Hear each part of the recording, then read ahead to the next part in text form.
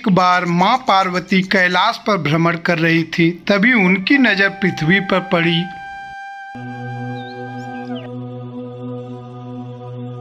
सेठ जी, ये माल गाड़ी में से उतार दिया है।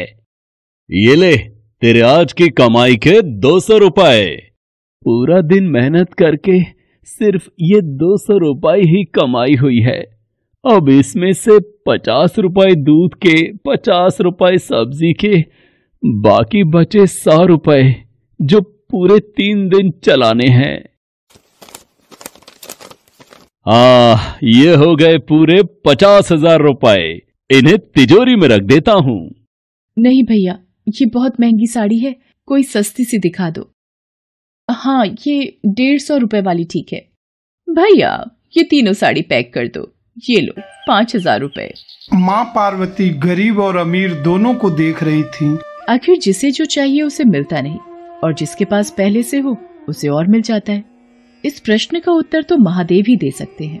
धरती का ये नजारा देखकर माँ पार्वती भगवान शिव के पास जाती हैं।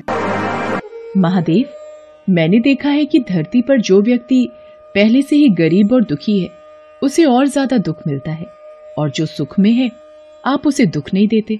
ऐसा क्यों? भगवान, ये आपकी कौन सी लीला है?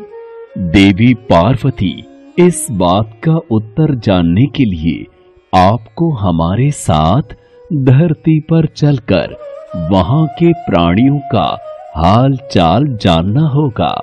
वहीं इस प्रश्न का उत्तर आपको प्राप्त होगा। भगवान शिव के कहे अनुसार कुछ समय बाद माँ पार्वती उनके साथ मृत्युलोक में प्राणियों का हालचाल जानने के लिए चल पड़ी। तभी रास्ते में उन्हें एक गरीब पति पत्नी जाते दिखाई दिए। और मिला, कुछ समझ नहीं आ रहा, हमारी गरीबी के दिन कब दूर होंगे। वो चंदन ने फिर एक नई जमीन खरीद ली। सबका भाग्य एक सा नहीं होता है जी। उसके भाग्य में अमीर बनना लिखा है, हमारे में नहीं। भगवान की इच्छा होगी तो हम भी अमीर बन जाएंगे। पता नहीं कौन से पिछले जन्मों के कर्मों की सजा भुगतनी पड़ रही है। न जाने कौन से बुरे पाप किए थे। हे महादेव, आप इन दोनों पति पत्नी को कुछ ही पलों में अमीर बना सकते हैं। मेरे कहने पर आप इन्हें अमीर बना दीजिए।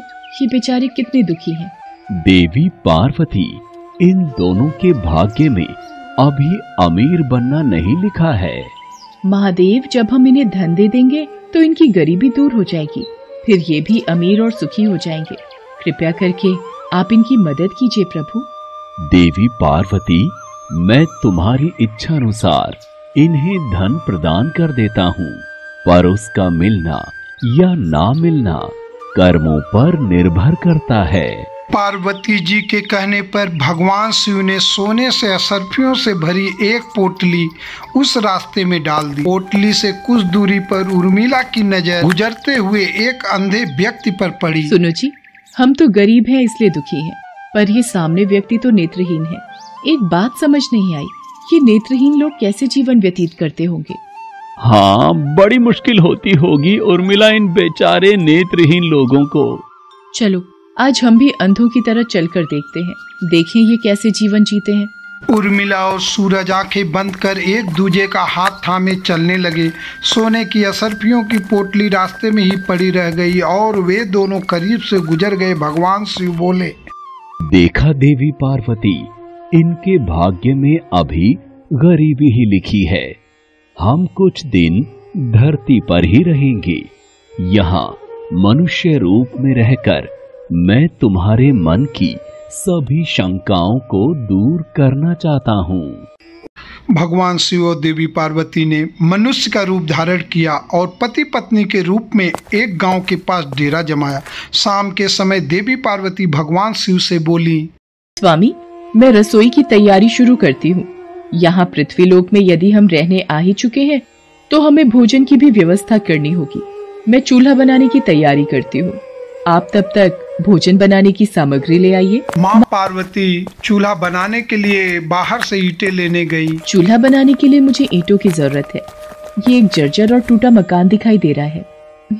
इसकी ईंटें मेरे काम आ जाएंगी, यही ले लेती हूँ। चूल्हा तो तैयार कर लिया, महादेव आते ही होंगे। अरे आप आ गए, ये देखिए, मैंने चूल्हा तैयार कर लिया। पर आप खाली हाथ क्यों लौट आए स्वामी? भोजन कैसे बनेगा? देवी पार्वती, अब सामग्री की कोई आवश्यकता नहीं है, क्योंकि जिस प्रश्न का उत्तर ढूंढने के लिए आप आई थी वो आपको स्वयं मिल गया।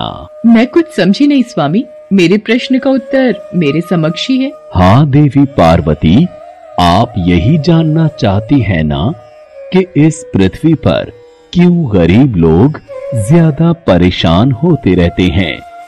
अच्छा ये बताइए, आप इस चूल्हे को बनाने के लिए ईंटें कहां से लेकर आई हो? प्रभु, इस गांव में बहुत से ऐसे घर भी हैं जिनका रखरखाव सही ढंग से नहीं हो रहा है। उन पुराने घरों की जर्जर हो चुकी दीवारों में से मैं ईंटें निकाल कर ले आई। इसका मतलब जो घर पहले से खराब थे आपने उन्हें और खराब कर दिया, जबकि आप मजबूत घरों की दीवारों से भी तो ईंटें ला सकती थी। प्रभु, जो घर अच्छे और सुंदर दिख रहे थे उस घर के लोगों ने अपने घरों का रखरखाव बहुत अच्छी तरह किया है। ऐसे में उन सुंदर घरों को बिगाड़ना मुझे उचित नहीं लगा। देवी पार्वती, कुछ दिन पहले पूछे आपके प्रश्न का उत्तर भी यही है।